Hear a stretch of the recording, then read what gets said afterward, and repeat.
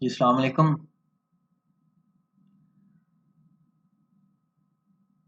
आज हम कैथरीन बेल्सी के जो पर्सनल व्यूज हैं क्रिटिकल प्रैक्टिस के हवाले से, प्रैक्टिकल क्रिटिसिज्म के हवाले से उनको देखेंगे।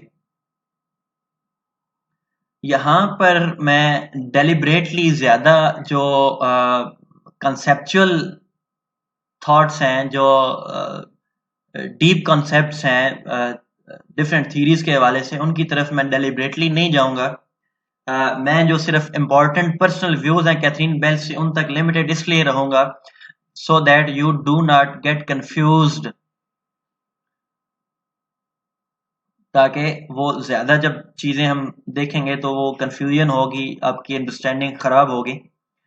सो I will discuss some particular personal views of Catherine Belsey, जिनको वो डिस्कस करती है regarding merits and demerits of different critical approaches. तो ये क्रिटिकल बुक क्रिटिकल प्रैक्टिस 1980 में पब्लिश हुई। 6 चैप्टर हैं इसके। इसमें कंटेम्प्रेरी क्रिटिकल अप्रोचेस, मतलब जो उस टाइम में इंटरप्रिटेशन के लिए थीरीज अप्लाई इस्तेमाल हो रही थी, उनको डिस्कस करती है। उनकी लिमिटेशंस, हर एक की लिमिटेशन बताती है, डिस्कस करती है। एक कॉमन फ्लॉ जो सब में है कैथरीन बेल्सी के अकॉर्डिंग, वो ये था कि वो रियलिस्टिक अप्रोचेस इस तरह से नहीं है कि वो ज्यादा एब्स्ट्रैक्ट आइडियाज में चले जाते हैं, इन सर्च फॉर मीनिंग में भी, इंटरप्रिटेशन में भी, जो कि फिर ये जो हमारी सराउंडिंग वर्ल्ड है इससे दूर चला जाती हैं। वो फिर प्रैक्टिकल नहीं, there is that is why इसको प्रैक्टिकल क्रिटिसिज्म भी कहा जाता है, कि वो क्रिटिसिज्म जो प्रैक्टिकली एप्लीकेबल हो हमारी इस सराउंडिंग वर्ल्ड पे, जिस वर्ल्ड में हम रहते हैं, इसको हम अंडरस्टैंड कर सकें। वो उस क्रिटिसिज्म पे ज्यादा फोकस करवाने की कोशिश कैथरीन बेल्सी ने की है। She emphasises the consideration of surroundings. इसी के नतीजे में एक कॉमन सेंस की थ्योरी डेवलप की है उसने। इसको हम फर्दर एक सेपरेट लैंग्वेज, सेपरेट लेक्चर में common theory of common self sense को डिस्कस करेंगे। This is a brief introduction to the key concepts which Catherine Belsey brings forth. तो एक्सप्रेसिव रियलिज्म क्या है? ये राइटर ओरिएंटेड क्रिटिसिज्म है basically. Expressive realism का मतलब ये है कि एक पीस ऑफ आर्ट को समझने के लिए ऑथर की जो लाइफ है, बायोग्राफी, ऑथर का हिस्टोरिकल कंटेक्स्ट, पॉलिटिकल कंटेक्स्ट और जो बाकी कल्चर उसका है, जिस एक कम्युनिटी में, एक पर्टिकुलर सोसाइटी में वो रहता है, उसको जानना जरूरी है। तो उसको एक्सप्रेसिव रियलिज्म कहा जाता है। कैथरीन बेल्सी इसके हवाले से इसका डीमेरिट बताती है कि इस तरह से तो राइटर कंज्यूमर्स होते हैं, मतलब राइटर रीडर्स कंज्यूमर्स हैं। इस तरह से कि राइटर जो चीज बेच रहा है, रीडर उस चीज को एक तरह के खरीदार हैं। मतलब यहाँ पे एक मार्क्सिस्ट एनालिसिस ही किया है यहाँ पे कैथरीन बेल्सी ने एक्सप्रेसिव रियलिज्म का, कि इस तरह से तो फिर अगर इसको देखा जाए कि राइटर क्या बताना चाहता है, तो फिर तो मतलब कंज्यूमर्स, रीडर इस तरह से हुए कि मतलब जो रीडर बताना चाहता है, अब राइटर बताना चाहता है, रीडर सिर्फ वही अंडरस्टैंड करे, तो राइटर तो खुद बायस्ड हो सकता है। डेफिनेटली राइटर भी इसी सोसाइटी का हिस्सा है, उसका भी एक पर्टिकुलर कल्चर है, उसके माइंड में भी एक आइडियोलॉजी इंस्टॉल्ड है, वो भी एक किसी पर्टिकुलर रिलीजन में पैदा हुआ है, पर्टिकुलर सोसाइटी में पैदा हुआ है, उसके फिर अपने norms and values and traditions थी। तो अगर एक रीडर जो है वो पढ़ेगा, तो मतलब इसका मतलब ये हुआ कि वो reader is meant to understand the culture, religion and norms and values of a particular author. तो ये एक लिमिटेशन है उसकी। तो ये expressive realism is limited to author's mind and experiences simply. तो ये फिक्स्ड ही है, एक प्रोसेस नहीं है। प्रोसेस मीन्स एक इसमें कोई प्रोग्रेसिव प्रोसेस नहीं है, कोई इसमें डेवलपमेंट नहीं होगी, प्रोग्रेस इस तरह से नहीं होगी, because writer is himself is a product of his society. उसने सब कुछ सोसाइटी से सीखा है। हम अगर अपने इंडिविजुअल खुद लें, हमने सब कुछ ईच एंड एवरीथिंग अपनी सोसाइटी से सीखी है। अगर हम कुछ लिखेंगे तो डेफिनेटली उस पे हमारी सोसाइटी, हमारे बिलीव्स का असर होगा और हम अपने उन बिलीव्स के अकॉर्डिंग ही लिखेंगे। तो देयरफॉर ये वो पार्शियल एनालिसिस ऑफ टेक्स्ट होता है, जो एक्सप्रेसिव रियलिस्ट, जो हम इसको क्लासिक रियलिज्म भी कहा जाता है इसको। तो पार्शियल एनालिसिस इस तरह से है कि वो एक बायस्ड होगा, न्यूट्रल नहीं होगा, वो एक साइडेड होगा। देयरफॉर ये लिमिटेशन है। फिर आइडियोलॉजी को डिस्कस करती है। आइडियोलॉजी बेसिकली क्या है? आइडियोलॉजी वो एक set of norms and values and beliefs है जिसके अंदर हम पैदा हुए, पैदा होने से लेके अब तक हम उसी के अंदर, वही फिर हमारे बिलीव्स बन गए, हम उससे डेविएट नहीं करते। और फिर हम दुनिया की each and everything, her phenomena को अपने बिलीव्स के अकॉर्डिंग अंडरस्टैंड करते हैं। हमारे जो बिलीव्स हैं, हमारा जो रिलीजन है, हमारा जो कल्चर है, हमारा जो नेशनलिस्टिक व्यूज हैं अपने कंट्री के हवाले से हर फर्द के, तो वो बिलीव्स उसके अंदर फीड होते हैं, पैदा होने से लेके उसे सिखाए जाते हैं और उसके माइंड में फीडेड है। और वो फिर हर पीस ऑफ आर्ट को भी फिर अपने उन बिलीव्स के अकॉर्डिंग ही इंटरप्रेट करेगा। तो बेल्सी कहती है कि वो ट्रू इंटरप्रिटेशन फिर नहीं होगी, क्योंकि दुनिया में there are several religion, there are several countries, there are several cultures. तो हर इंडिविजुअल अपने कल्चर के अकॉर्डिंग उसको अंडरस्टैंड करेगा। तो फिर वो ट्रू इंटरप्रिटेशन तो नहीं होगी, क्योंकि अगर ट्रू होती तो फिर वो यूनिवर्सल होती, वो फिर हर इंडिविजुअल की होनी चाहिए, हर कल्चर के बंदे की।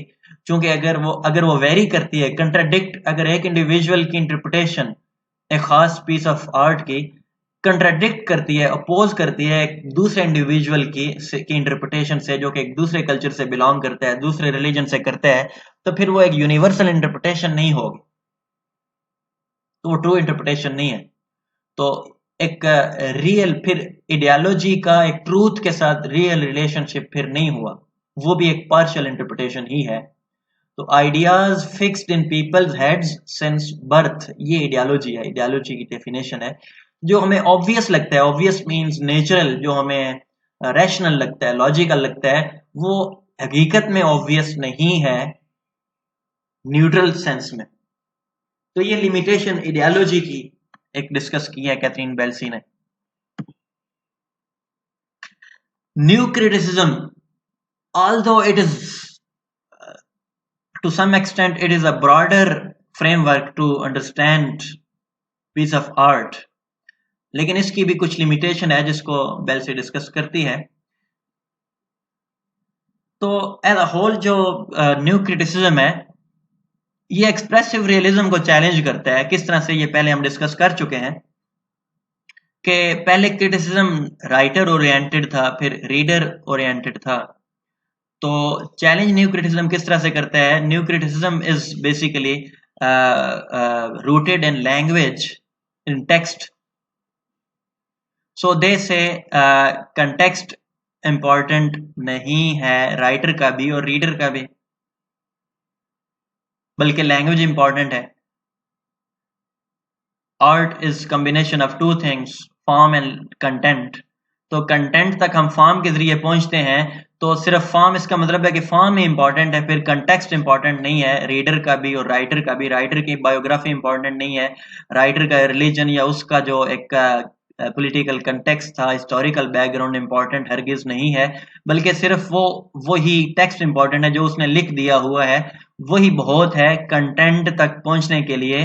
बिकॉज कंटेंट लैंग्वेज में ही बयान किया जाता है। हम जो हमारे माइंड में थॉट आता है, हम सोचते ही लैंग्वेज में है, without language we can not think. तो मतलब क्या हुआ कि कंटेंट आता ही फॉर्म की शक्ल में है हमारे माइंड में ही। तो therefore form is important and form leads toward the content theme. तो न्यू क्रिटिक्स जो है वो कहते हैं कि ओनली टेक्स्ट इज इंपॉर्टेंट। लेकिन बेल्सी यहाँ पे क्या कहते हैं? बेल्सी के व्यूज ये हैं कि चलें ठीक है, टेक्स्ट इंपॉर्टेंट है, but Belsey says they couldn't fully succeed to understand the concept. चले यहां तक समझ आ गए कि टेक्स्ट ही इंपॉर्टेंट है, we reach the content through text, but how? ये लिमिटेशन है न्यू क्रिटिसिज्म की। टेक्स्ट से किस तरह से पहुंचा जाए, मतलब ठीक है टेक्स्ट इंपॉर्टेंट है, लेकिन टेक्स्ट के अंदर भी कई टेक्स्ट हैं वो अपने हिस्टोरिकल कंटेक्स्ट के बगैर उन्हें नहीं अंडरस्टैंड किया जा सकता। लेकिन चलें अगर किया भी जा सके, उसको हिस्टोरिकल बैकग्राउंड को छोड़ दें, तो what is the way to understand the text? ये फुली कोई कंप्रिहेंसिव आइडिया अभी तक मतलब उस तरह से नहीं है, ये लिमिटेशन है न्यू क्रिटिसिज्म की। फिर थ्योरी ऑफ कॉमन सेंस है एक, कैथरीन बेल्सी मतलब कॉमन सेंस को लॉजिकली साइंटिफिकली अंडरस्टैंड करने की कोशिश करती है, बताने की कोशिश करती है।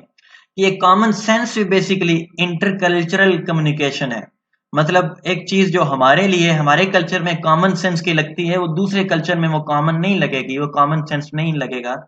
जो हमारे कल्चर में टैबूज हैं वो दूसरे कल्चर में टैबूज नहीं होंगे। टैबूज मतलब वो चीजें जो कि इमोरल है, वो सारे काम जो कि हमारे कल्चर में वो अननेचुरल लगते हैं वो नहीं करने, अदर कल्चर में वो नेचुरल लगते हैं। तो कॉमन सेंस इसका मतलब ये हुआ कि culture to culture common sense vary करता है।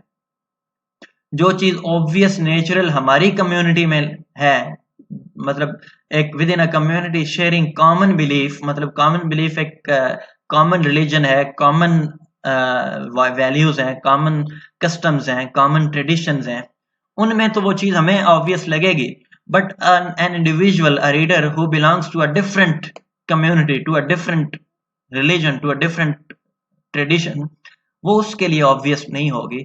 तो ये लिमिटेशन कॉमन सेंस की है। देयरफॉर कॉमन सेंस बीट्रेज, मतलब कॉमन सेंस जो एक ट्रेडिशनल कॉमन सेंस है, मतलब एक कल्चरल कॉमन सेंस है, वो it can not lead towards the true meaning of particular text.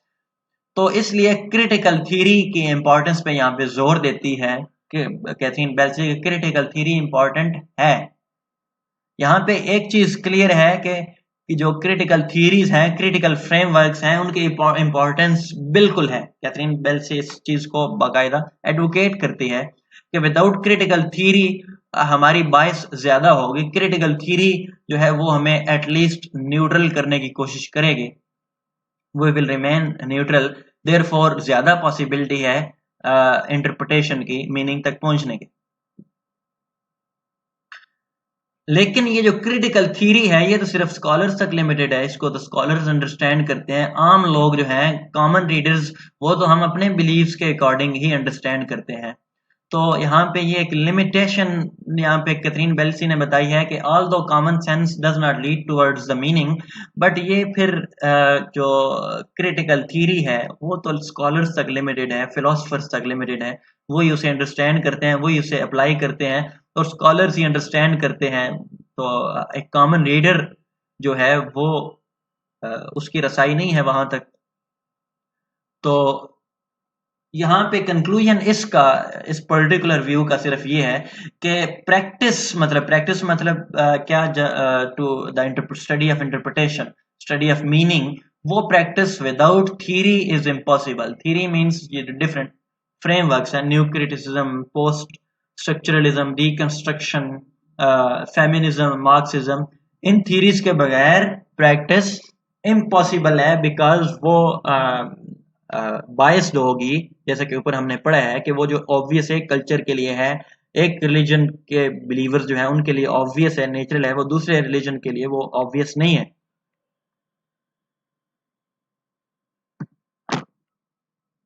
सो ये कुछ की व्यूज थे, की कॉन्सेप्ट थे कैथरीन बेल्सी के पॉइंट ऑफ व्यू से।